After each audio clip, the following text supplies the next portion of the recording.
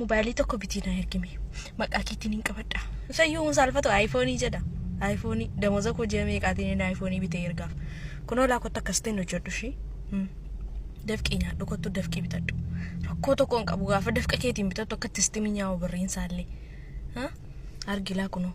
San argee kottu argii bitadhu rakkoon qabu. Kun bishaan mini. Maazariin irra dhaabbattee bishaan natti naqaan jirtu kana shi. Kun jireenyaaf akkas taani.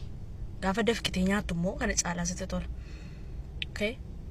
Kanaafiyyuu warree achi teessanii mobaayilii tokko bitii nu ergime akkas naa godhime. Jireenya bareedaa jiraachaa jirtaati. Dhugaa keetii dhuftee agartee jireenyaan jiraachaa jiru.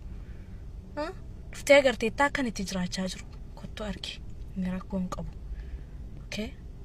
Kanaafiyyuu afaan keessan hin baninaa warri biyya teessanii tan birrii ettan. Birriin akkasitiin dhufala. Maalummaan birriyyuu akkasitiin minyaa.